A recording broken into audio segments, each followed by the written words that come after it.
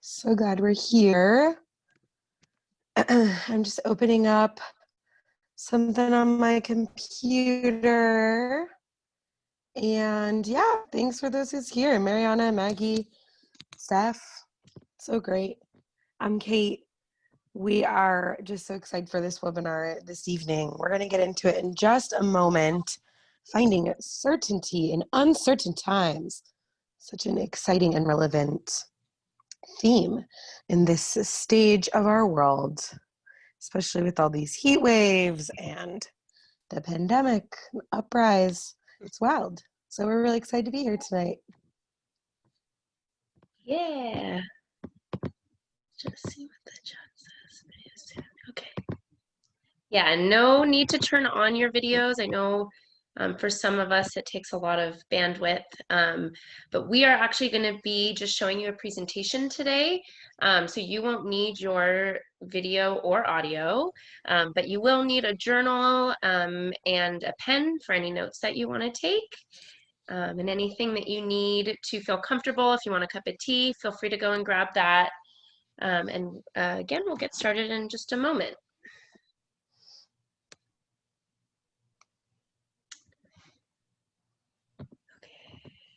Get ready for the presentation of your life, everybody. All right, here we go.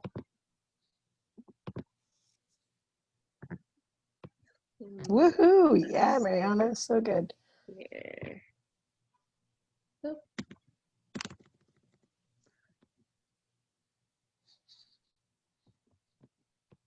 We'll have to shuffle ourselves around here. Yeah, so it's perfect. So actually, if you put it, for me at least, if you put it on speaker view, you're able to just see the presentation. Yeah. So here we go. So find certainty in a world of uncertainty. We are so excited. Tonight, we're going to really be talking about 5 different tools to connect to your inner knowing. This feels super relevant for us and really hot, especially during just such a transition and such a revolution in our world, to really lean into this connection of our inner knowing and our intuition and our intuitive voice, which we'll tell you more about in a moment.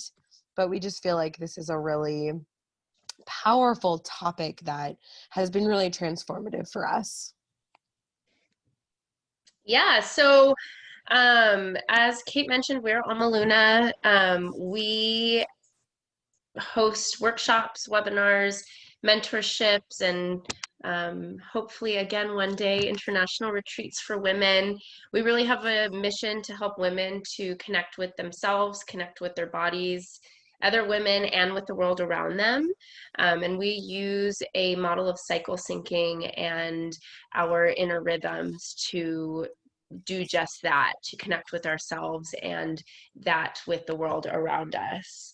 And so we both have our own personal journeys with listening to this inner knowing, this inner voice, or as one of our favorites, Glennon Doyle, calls it, the rush of gold. And this just feels really hot for us. It's been a really guiding light and a beacon for both of us in feeling certain in a world that's often filled with uncertainty. I myself kind of came into this work healing my own, it's called PCOS, polycystic ovarian syndrome, so my own illness around my cycle.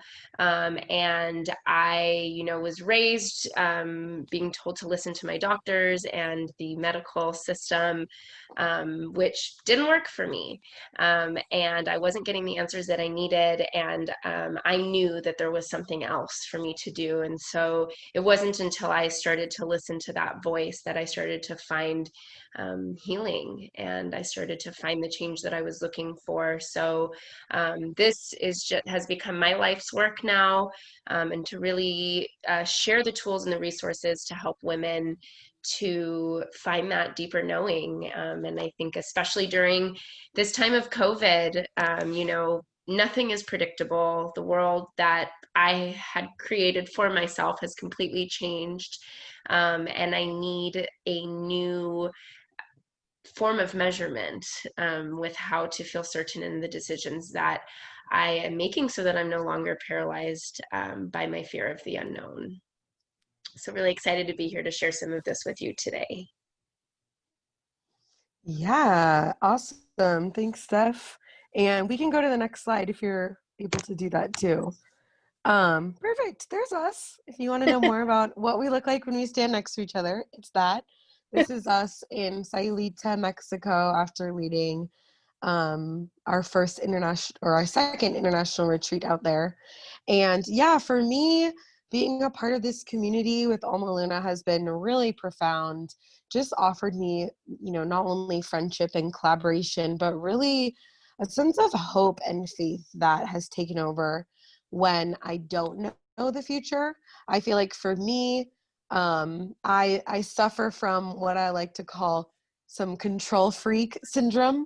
And I love to just kind of be in control and know what's going to happen. And I wouldn't necessarily say I'm a huge planner, but yeah, I feel like I get really anxious when I don't really know the future. So during this time, it's been, the Corona coaster of ups and downs, really trying to find my footing and my grounding in what is certain, what is right, what is mine. And of course, this voice of intuition has really been very profound for me, of just really leaning into my body holding the answers and yeah, just feeling taken care of and guided. So it's a real honor and treat to be sharing not only these 5 tools, but just this community with you all today.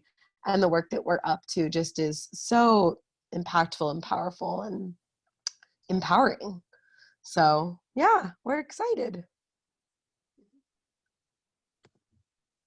Cool. So the first thing that we're really going to unpack, because we feel like this is really the foundation of a lot of our work, this being the difference of intuition versus fear. What's the difference? How do we know what the difference is? Oftentimes, we think about this voice in our head that's guiding us. And I feel like it's a real practice to step into discerning if this voice is actually serving you or serving as a voice of fear, trying to keep you safe. So what we have here, just as a reminder, or the way that we kind of define it, is intuition is the feminine stillness. It is a pause. This is a relationship. It takes time, but ultimately it's about peeling back the conditioning of the mind and remembering your unconditional self speaking to you. And we love just putting in that word remembering, really thinking about how all of us were born with a really solid connection to our intuition and to our guide, but the conditioning of society and just our upbringing has really, created a little bit of a barrier from us completely tuning in. We believe that your intuitive voice is your inner knowing, your embodied wisdom, and your guidance coming through. And even just the thought of that sentence makes me smile because I just love the vision of everybody, especially all the women in the world, just tuning in to their own wisdom, their own inner knowing, and this guidance system that's really within them. Intuition is the voice that's guiding you before your mind takes over. I feel like that one is just worth repeating. Intuition is the voice that's guiding you before your mind takes over. It's so powerful to look at it that way. Intuition is like the wind blowing between the trees, the gut feeling, and the guidance system, similar to an internal GPS system. So I love thinking of your intuitive voice as like Google Maps, just like as if you were to put in a destination, and you start, walking or driving towards that way, and maybe you make a wrong turn, you make a bad decision, and it's just like, boop, rerouting you back on your guidance system, back on your path, back on your way. And I feel like I just love opportunities when that rerouting comes into play and you're just pivoting. You're able to get back on the path and stay in alignment that you're meant to be. And then lastly, like a muscle, this takes time to connect with this voice. We always encourage looking at connecting with your intuition as a practice, Like a muscle, you have to really build the strength, build the relationship, have this deep kinship with this intuitive voice. And then that way you're able to decipher quicker. And so on the other hand of intuition is fear. And fear is most often your ego trying to keep you safe, or what your ego thinks it's doing by keeping you safe. And this voice is more like a yell, and it's really wanting to keep you small. So this voice appears bigger in order to keep you small and sort of keep things predictable, right? So it's like anytime we might be trying thinking of starting something new or listening to our intuition to try things a different way or a new approach, fear is yelling and saying, no, don't do that, don't do that, don't do that, that's not right. Because it is scary to do that. It does feel uncertain to do that. Fear is important in certain dynamic. So if you are hiking and you see a big bear or even a rattlesnake, fear is important for survival. But in this case, when we are deciphering between fear, or what we often refer to as a kind of monkey mind or intuition, it's really crucial to discern which voice is driving the car in your mind. So one way that has been really useful for Kate and I to think of this is that intuition is very clear, uh-huh or uh-uh. And you know right away when something comes up, it's some of us might identify with it being in our heart space, some of us might identify with maybe a bit of sensation more in our belly, but it's this like firm uh-huh or uh-uh, we know. And then fear actually is the voice that comes in. It's like, well, maybe, but if, then I should wait. I don't know. And it almost, it can be very easily confused with this is a kind voice, this is so nurturing, and maybe I should wait, maybe this is giving me permission to just not make this decision. And although that might feel really sweet and nurturing, it's the clear uh-huh or uh-uh that we want driving our car. Because you even think about driving your actual car on the street, do you want to be the driver that's like uh-huh, green is go and red is stop, or the I don't know, what side should I be on? Should I turn here? Maybe not. Let me text message while I'm driving. And we all know the kind of drivers that we like to be on the road with. Mm-hmm. Amen. So here we go, y'all. The moment you've all been waiting for. 5 tips with connecting to your inner knowing. Mm-hmm. Here we go. Hit us with the first one, Steph. Tip number 1, super encourage y'all to write this down, these questions down as a tool to really practice this outside of this amazing webinar. But number 1 is what we like to call stream of consciousness writing and observation. We are asking you today to think about what lights you up. How can you connect with your inner fire within to reveal what is guiding you? So the practice here is to do this with momentum, to do a quick journal entry, to call in your inner fire by quickly answering these questions. So again, jot down these questions and then do this practice after we're done going through the 5 tips. But these 4 questions are, number 1, what do you love? Number 2, what do you hate? Number 3, what are you passionate about? And number 4, what do you really want? And again, like we said, with momentum, it's just like stream of consciousness, right? The first thing that comes to mind, write as much as you can.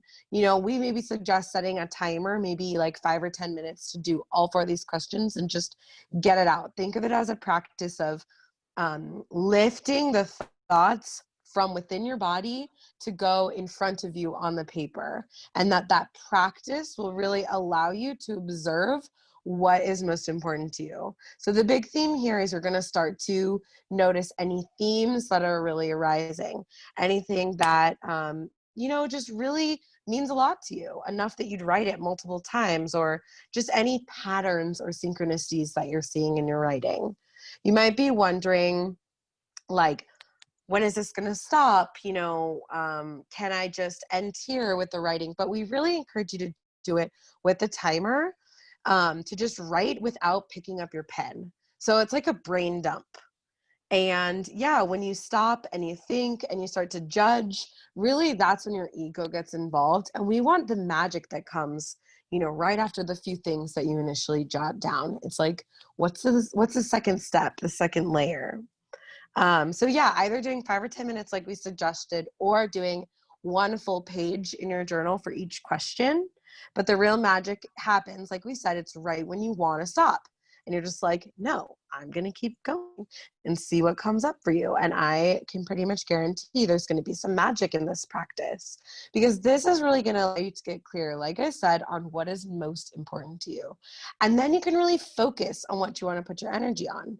I feel like one of the most common symptoms of uncertainty is feeling, at least for me, either feeling vague or feeling unclear of what is one clear step that I can take. And this really helps,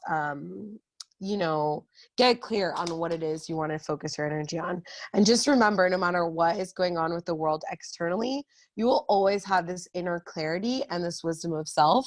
And this practice is really powerful to tune into that voice inside of you. So the takeaway from tip number 1 is that clarity is the only way to create change. So what do you really want?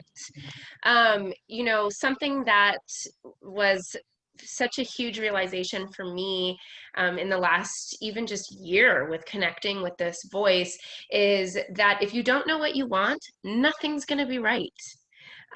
So it's really taking this time to like dump out and see what comes up, like Kate said, and just see what little nuggets pop up for you.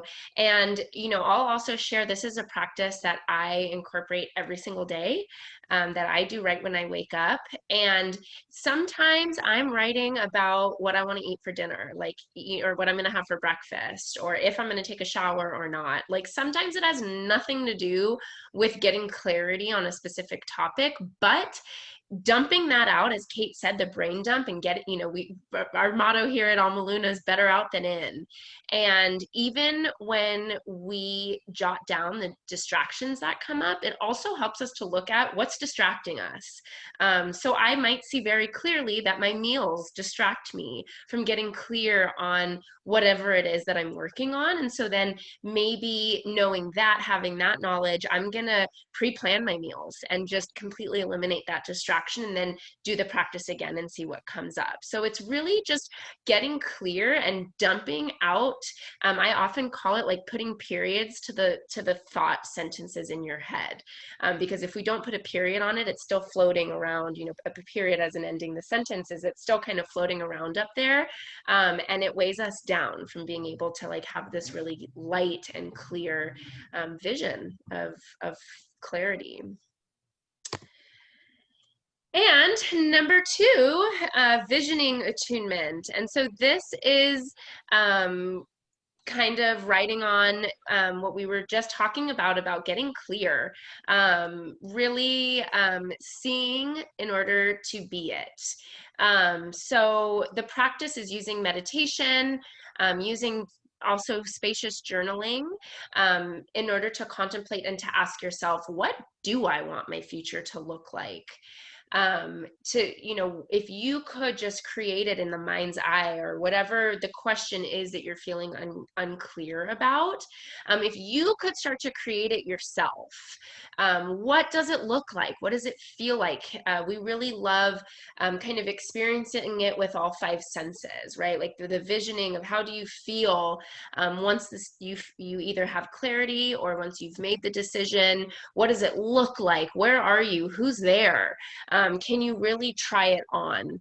And then once you feel clear on that, you can begin to discern what one aspect of the vision that you can really feel, even if it's just one. So visualizing the future is the tool. At the very least, connecting with a symbol or a feeling, right? So that once we're there, we know. If we get really clear on what it looks like and what it feels like, there's no way to miss it when it's in front of us. So decide one thing that you can do today and step towards that vision. It does not matter how big or small it is, just get it going, right? It could be as easy as like, okay, I'm going to plan my breakfast before I go to bed tonight. Like literally, that can be one thing to help you get a little bit closer. And then again, this vision builds momentum and it'll really just begin to seduce you, right? Because you are creating really what you want to see, what you want to be, what you want this change to create in your life. And one example too that I feel like is really relevant for this exercise is right in within the first month of shelter in place, I found myself doing a meditation that had been obviously recorded pre-pandemic. And the facilitator was asking us to start and visualize where you are in 1 year's time. And my ego brain just was going crazy. I mean, like I shared with you all earlier, of just really wanting to be in control and get a grip on things, I was met with so much frustration and like anxiousness that I couldn't even connect with the vision in my head. Like, where would I be living? What would my job be doing? Would me and my partner still be together? What would my body look like? What would my house look like? All these questions came flooding in my mind. But once I kind of allowed my brain to melt into the moment and be in the presence of just thinking imaginatively, thinking intuitively, I was able to conceptualize this vision where I was in a tropical area of some sorts, and I have no idea where. I just know that it was warm, and I was surrounded by a few other women, and there were bright pink bougainvillea flowers around me, and they were just like popping out to me. And I'm such a flower lover. But for some reason, I ended that meditation not with clarity of what 1 year in front of me would be, because it's really hard to predict. However, I had that feeling really conceptualized, right? Like I connected with the warm weather, the humidity on my skin. I connected with the comfortability and the friendliness of the women around me. And lastly, I connected with this colorful, beautiful, bright pink flower. And I still actually use this bright pink flower as a guide for just telling me that I'm in the right direction. I'm taking the right step. So that's really what I got away from it. And yeah, and so the takeaway for this is one of my favorite lines to just shout out at the rooftops. Begin anywhere, begin anywhere, begin anywhere, begin anywhere. If you take anything away from this webinar, I hope it's to begin anywhere. Hold the symbol, the vision, or the feeling in your mind's eye. What is possible for you to achieve in 1 year by starting today? And I just love that question to just even post on my wall. What's possible? And then before we move on to the next step, I just wanted to share this brief poem that my coach actually shared with me this past week that I felt like really captured the energy of this tool, of the visioning and the meditation and the inaction that often comes by not being clear on what the next step is. And this poem is by Sylvia Plath, and it goes like this. I saw my life branching out before me like the green fig tree in the story. From the tip of every branch, like a fat purple fig, a wonderful future beckoned and winked. One fig was a husband and a happy home and children, and another fig was a famous poet, and another fig was a brilliant professor, and another fig was E.G., the amazing editor, and another fig was Europe, another fig was Africa and South America, and another fig was Constantine and Socrates, and a pack of other lovers with queer names and offbeat passions, and another fig was an Olympic lady career champion, and beyond and above these figs were many more figs that I couldn't quite make out. I saw myself sitting in the crotch of this fig tree, starving to death, just because I couldn't make up my mind which of the figs I would choose. I wanted each and every one of them, but choosing one meant losing all the rest. And as I sat there, unable to decide, the figs began to wrinkle and go black. and one by one, they plop to the ground at my feet. And that's by Sylvia Plath, like I just said. And I really feel like that captures, the vision of her just sitting under the tree, looking at all the figs, all the branches, all the possibilities, like many of us are experiencing right now. And as she is contemplating and thinking and really weighing out all of the pros and cons and the options and visualizing what any of these, might look for her, the figs are slowly turning black and shriveling up and beginning to drop on the floor. And I just felt like that was really poetic to kind of tune in to just make a decision, commit, begin anywhere, start something today that in 1 year's time you'll be so proud of starting today. There's so many things. Yep. Next one, number 3. This one's a real special one. If you have come to any Alma Luna, anything, workshop, class, if you're on our IG, you'll know we love the moon. We love the moon, and especially how the moon relates to our menstrual cycle. This is just so cool to us. And we just love spreading this knowledge to every woman that we meet. So tool number 3, using the moon and your menstrual cycle. A spiritual practice of connecting with the natural phases and cycles around you and the feminine essence of the world. What is the feminine essence of the world? Are you asking yourself that right now? Because we're about to tell you what it is. The feminine essence of the world is the presence, the pause, the unknown, the mystical. This is, of course, outside of gender. This is an energy, as in a masculine energy and a feminine energy. The feminine energy, the presence, the pause, the unknown. It's the flow. So the practice here when you're wanting to use your moon and your menstrual cycle is to tune into your own patterns. The tool that you're going to demonstrate when you're doing this practice is that this will allow you to live cyclically and predict what your energy levels might be. And this is really powerful as far as being able to connect with like any symptoms or side effects or just, energy levels or any sort of fluctuations that might be going on hormonally. When you start to tune into these 4 phases, it really helps you get clear of, oh yeah, I'm on here, of course, and it makes more sense. So the 4 different phases we're going to unpack today. Number 1 is going to be menstrual. This often is the phase that most women who are starting off their journey of cycle syncing explore or think is the only phase we really have, which of course is when we're bleeding.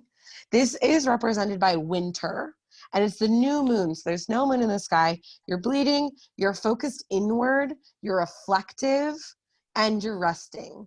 This is a really powerful time, if you're able to schedule in your calendar to take off work, to really just allow yourself to be chill, to have some time to kick back, have some time to rest. Your body's just in a very psychic, intuitive, powerful time, and a lot of that can just be exhausting. And just resting, giving yourself some nurturing, warm food, just some real deep love.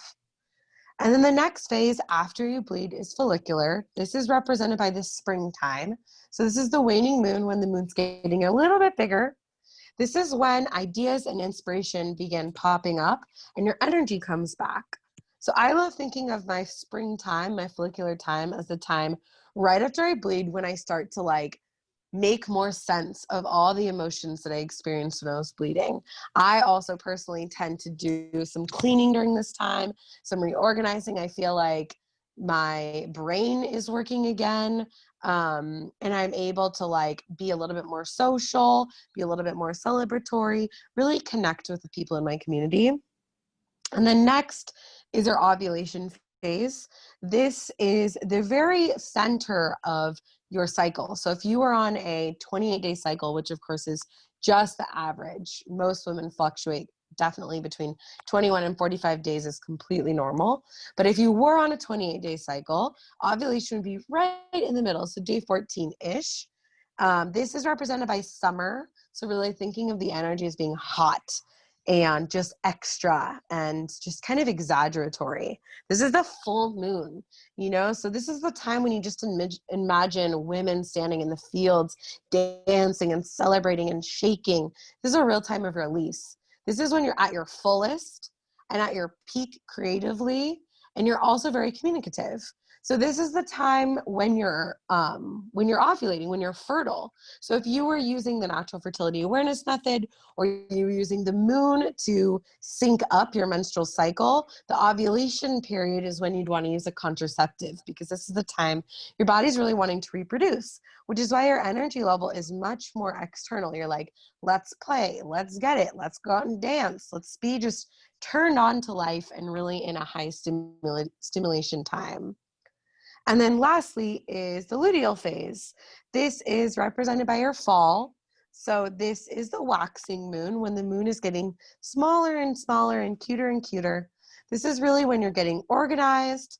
Oftentimes, you're going back inward. You're getting ready to go back inward, because the next week, the following phase is your menstrual phase, when you're really hunkering down.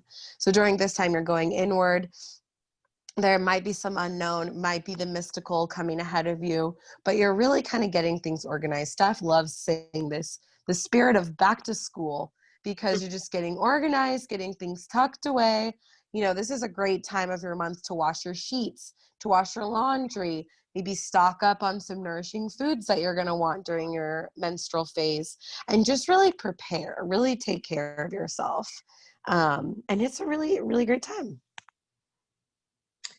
Yeah, and so in addition to kind of the energy that correlates with each of these moon phases and the phases of our monthly cycle, is that this is also a great way to plan like optimization for projects or just anything that you're really hoping to have a clear roadmap to success. So this is also, if you're thinking of starting a new project, like this is such a wonderful way to map it and to feel certain by aligning with what is certain, right? Which are your phases. So we're going to talk in just a moment about how to start tracking your own and how to become familiar with your own phases and rhythm, because as Kate mentioned, it does vary.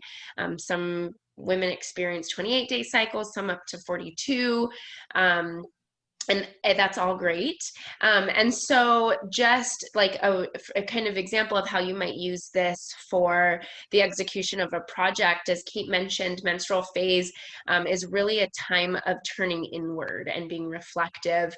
So this is when you might set intentions and construct a plan for this next cycle. Figure out what you want to do and maybe break it down into manageable pieces. And if you're feeling the motivation, to add deadlines to those. And so again, using these next three phases, you might be able to discern how to set realistic deadlines for yourself. So follicular is when we start putting our plans into action. So as you know, this is the planting the seeds, the spring, the springtime, when it starts to all of the seeds that we planted during menstrual are starting to bloom.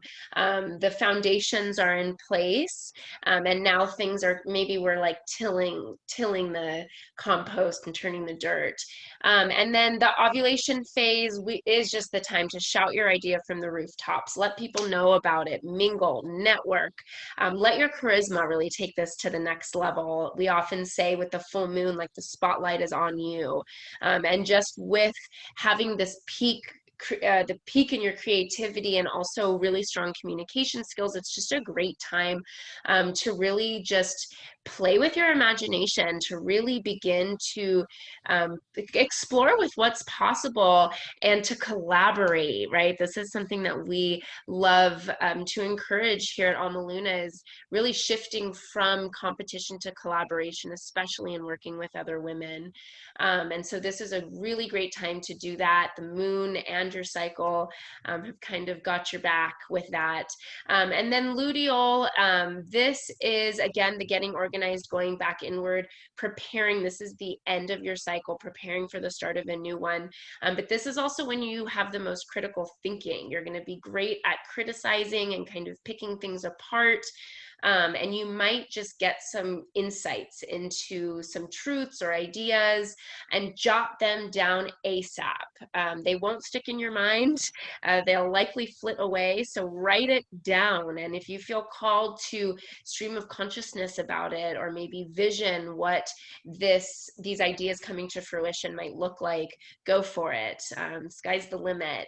And then you can take a step back and use your critical skills to see what might need to be improved, what can be fine-tuned, and kind of just shift, so that then you can begin again with the next cycle. And so me personally, some of my best ideas have been ones that I've really allowed myself to ponder for a few months, for a full month. So, you know, again, the clarity and the insights that come through in the different parts of different phases of our cycle really, I get it, they change and it morphs and it takes different form. And so when I allow myself, which again is this feminine stillness, right? There's no need to be really aggressive and make any quick decisions, but just sit with it and be with it and kind of just see, where the water flows and where what cracks and stuff it starts to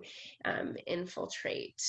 And so the takeaway here is to track your cycle, um, and use this to work with your rhythm, which is not going to look the same for everybody.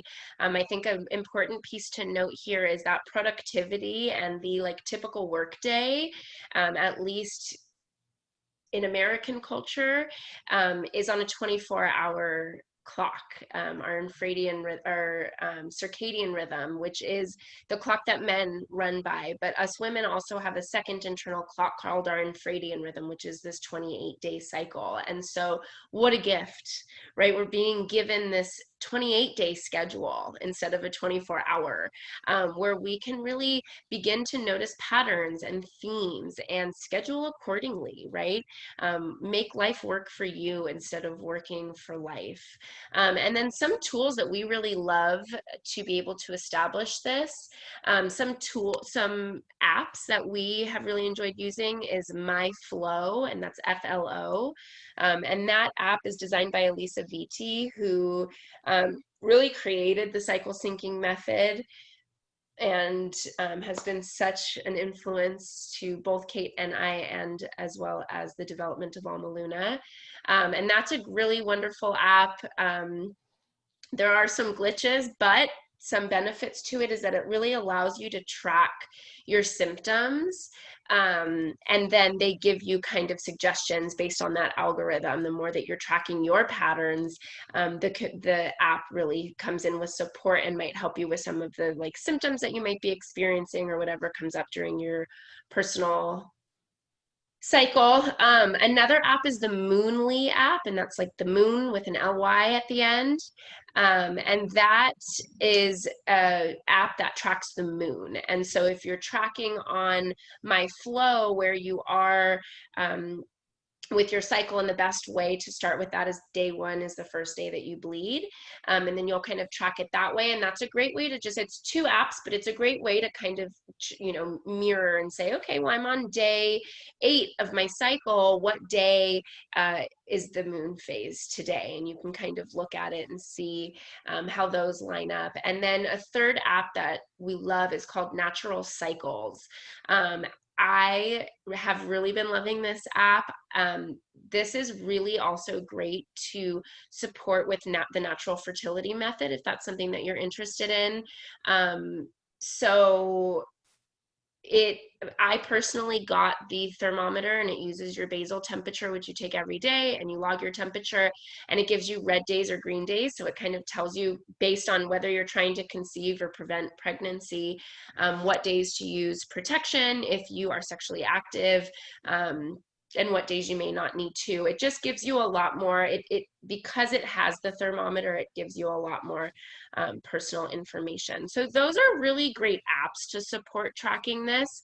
My personal favorite exercise, which is one that Kate offered to me years ago, which we really love to offer a lot of our clients. And this is also supporting really finding your own unique connection and connecting with your intuitive voice, is to yourself track your the number of day the number of day of your cycle, just again by starting day one, the first day that you bleed, and then every night going outside and taking a look at the moon and drawing what it looks like. And then maybe just journaling, like any reflections between what you might be feeling or experiencing and what the moon looks like outside. I know for myself, I bleed on the new moon. And so it's dark outside, and I really just feel like being in bed and in the dark and alone. And I ovulate on the full moon, and that's like the spotlight and the like, I want to be out and dancing, and so those are ways that I've really been able to connect my personal experience with the divinity of the moon, that we get to see in the sky every night. So the fourth tool is allyship and the ecosystem of activism. Know your role, stay in your lane, and feel joyous in this connection. Finding clarity in what draws you in. What is the world that you long to be a part of? This has been really, really big for both Kate and I, especially with the recent uprising in the Black Lives Matter movement. I know myself, I was paralyzed by fear of the unknown when, you know, after the killing of George Floyd and the uprise across the nation and the world, really, I knew that this was something that I cared deeply about and something that was very important to me and very new. So I didn't know how to do all of the things, and amidst a pandemic, and you know, I couldn't be at the protest, and it seemed like I just didn't really know how to navigate this. And so what it ended up looking like was doing nothing, which got me even further from my goal of really being an ally. So one thing that Kate and I have really seen as beneficial first is to get clear on the history and heritages of your own lineage. Where do you come from? What ritualistic practices do they have? What plants are indigenous to the land that your ancestors are from? You know, what practices are passed down, what is yours, right? And learning about our own diversity and our own differences, I have found has really given me the opportunity to invite in more compassion for everybody else's history and where her story and where they come from, and their different part and contribution to this beautifully woven, tightly knit web of that we are also intricately connected within. And so once you begin to question the history of your rituals and practices, again, you're using this as your internal compass, your guide of what to do, where to go, what is yours. Again, we can't be all of the things to everybody. So when we take the time to get clear on what is ours and what is our lane, what is our role, then we can really step into that and be there with certainty. So allow yourself to connect way back, be inspired by the actions of your ancestors, and use that to propel you forward. Bring history with you. Her story is your story. Really asking yourself, if there's so much uncertainty in this world, what does your ideal version look like? You know, and just maybe, who were your ancestors? Were they the caretakers? What sorts of things did they do to show up to contribute?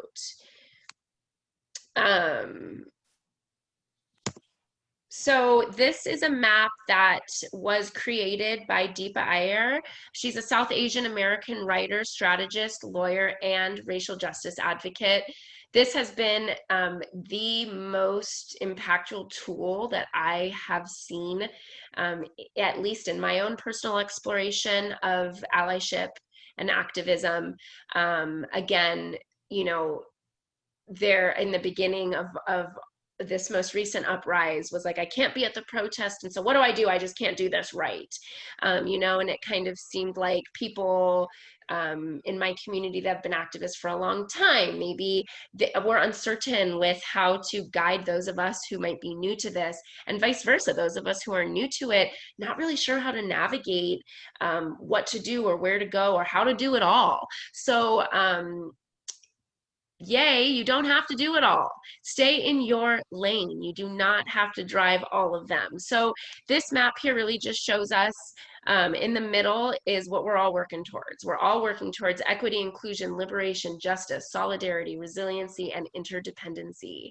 And then around you'll see are the different roles. So there's the healers, the artists, the storytellers, the bridge builders, the frontline responders, the caregivers, the disruptors, the visionaries, and the builders. And so really getting clear on what role is yours will give you the certainty of how to show up and how to be an ally when you might otherwise feel a little uncertain about that. So really getting clear on what work is yours to do. Yeah, awesome. The takeaway from the tip number 4 is to be excited about the contribution towards a world that you dream of. Secondly, to get clear on what work is yours to do, and just take one action today that will lead you to that next phase that you're dreaming of. Yeah. And the next tip, the last tip, number 5, pleasure and movement. Allow yourself to be motivated by what feels good. Really asking yourself, what is fueling your body, your mind, and your heart? You know what? Just because there's so much uncertainty and unknown in this world doesn't mean we can't, enjoy the journey, enjoy the road, and find things that really authentically bring us joy and happiness, even just small practices. Connect with your body. These are some examples of finding pleasure and joy. Connecting with your body. Use embodiment practices to invite your body as the guide. And we just love this line of getting out of your head and into your body. Really coming back to self when you're feeling uncertain by shaking out your body, coming back to the inner wisdom and knowing. And we love this practice just when we are making a decision or we're feeling overwhelmed, or even just in between work, in between different items on your to-do list, getting up and just physically shaking out your body, like spending 30 seconds to a minute, maybe setting a timer or going for a whole song, and not even dancing, just shaking, really moving the worry and the stress out of your body so that you don't have to hold on to it anymore. We love the thought of wiping away your fear and your doubt by shaking, by clearing, and resetting your nervous system. So this really serves as a tool that you can do at any point in your day. Some other things that we love to do to reset are to dance. We love putting on a good playlist, some good music, and just having a good time. If we can't get to a dance floor, which is definitely something Steph and I are missing these days, we just bring the dance floor to our living room. And by the way, if you follow Steph Lit on Instagram, she's got some really great Spotify playlists if you need some dance inspiration. But secondly, we love doing yoga.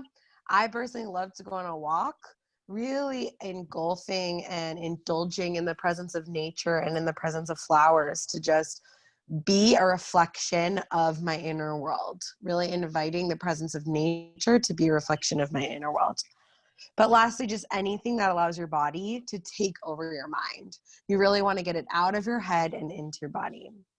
And then lastly, if you're feeling fear, what's so great about doing all this shaking and the moving is that the practice of resetting and self-regulating, if you do it enough, it's like self-correcting. Shaking and moving, it can really allow for the creation of new pathways, new neural pathways to be formed so that you don't have to hold on to all of this stress. You don't have to bottle it up. You don't have to be it. You can kind of work with it, shake it out. And it's kind of like meditation where that you'll feel the effects right away, but most importantly, you'll feel effects later in the day as you're just feeling more sustainably calm and sustainably grounded and sustainably connected to your body, the voice of your intuition, as opposed to your head, which can often be the voice of fear.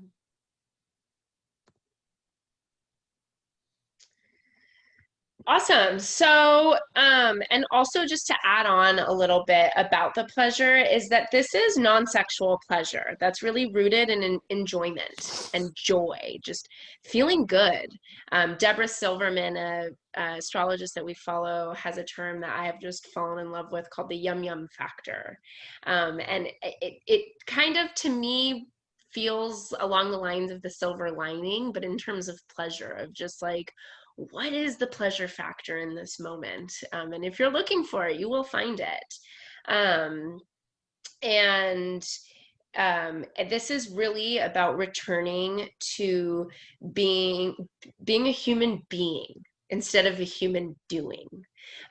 So allowing yourself to be motivated by what feels good. We do have a explicit right to pleasure, to feel good. I really, one of my favorite lines that I've been offering is that it doesn't have to hurt to work. I think that we are in a culture, especially here in America, that really encourages go, go, go and just push, no pain, no gain. And just it is a burdensome that you gotta have, I mean, you do have to have skin in the game, in order to benefit from the outcome, but it doesn't have to hurt. It really doesn't. And that's the opposite. That's the lack of alignment, where, like, sure, growth is uncomfortable, and discomfort and pain are not synonymous. They're very different. Discomfort's also navigatable, and there's also some pleasure in discomfort, whether we're at a point where we can see that or not. So feel good, do what feels good, and also acknowledge that the way of the feminine says that what feels good is going to change every single day. And so getting up and asking yourself, what is the yum yum factor here? What feels really good? Or what would you like the yum yum factor to be like, and how can you create that with any of these tools that we've been over today? So are you ready to experience deeper alignment with your inner knowing? Do you have experience with this rush of gold, with this just very solid, grounded yes? We hope you are.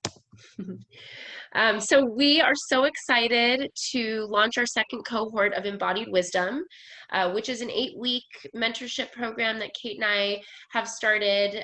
We just completed our first cohort, and it's a virtual journey of support, really to reset your relationship to your inner cycle.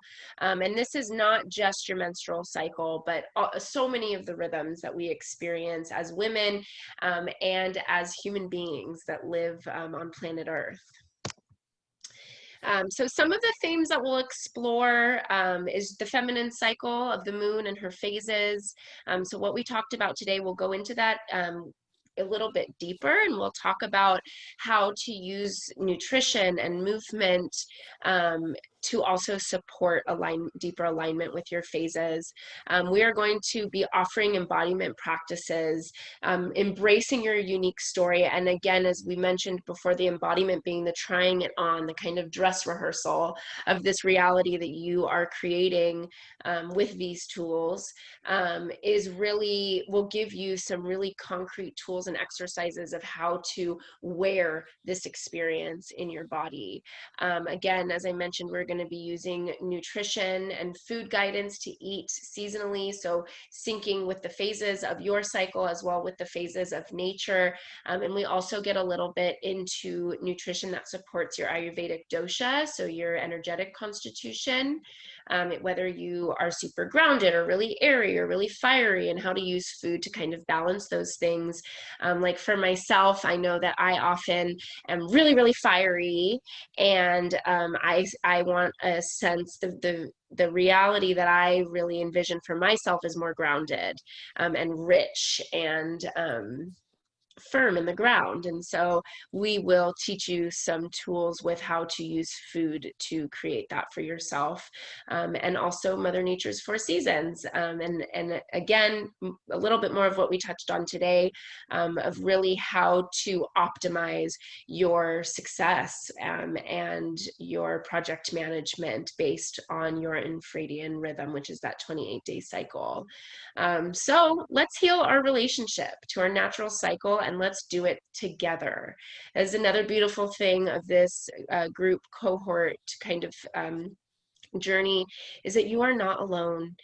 You have the support, and that was one of the really kind of surprise major benefits of our last cohort, was this community that we created, especially right now during COVID, you know, where we are kind of stuck in our heads and stuck in our homes and very oftentimes stuck in uncertainty. It really is such a gift to have this time and place to show up every week, to be witnessed by the same group of women, and that with it being 8 weeks, we really start to take off our armor, and we begin to get more and more vulnerable and go deep with each other. And then there's also resources for us to stay connected and to navigate this together, outside of the just the group session. So you'll have a way to kind of connect with women and to share your successes, and to have this group really minimize the failures and just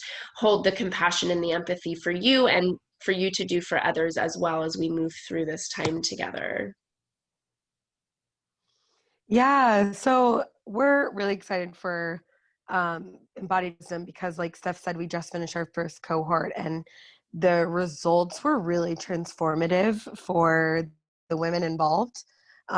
Several women made huge moves in their lives to new cities, new towns, new jobs, and it was just really cool to kind of support their connection to their inner wisdom and their inner guidance through external transitions. I feel like that was one of the biggest takeaways for me, was just witnessing that transformation, the real support that we were able to give them. It just felt like such an honor. And so, yeah, this is an 8-week mentorship program that is a combination of group meetings every week, and then one-on-one meetings with Steph and I, to really hone in and focus on where you're at with your cycle, what your goals are that you want to have as far as connecting with your body, and just feeling really sexy and beautiful in your skin and at home. And the practices that we provide, the embodiment work, it's just we're guaranteeing such a huge transformation. So because all of you are here, this beautiful group, we wanted to offer everybody here a 30-minute chat with Steph or I to just jump on the phone and talk about where you're at with your cycle, hear about what your challenges are, what your goals are, where you are, and see if there's a way that we can support you. You know, it would be a real honor for any of you to join in on Embodied Wisdom. And at the very least, we just are on a mission to cultivate and harness a global community of women that just feel really great in their bodies. And so we'd love to chat. We'd love to connect.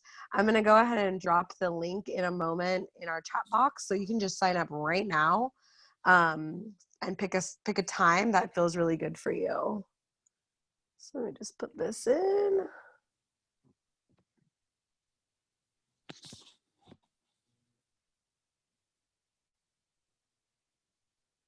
Cool.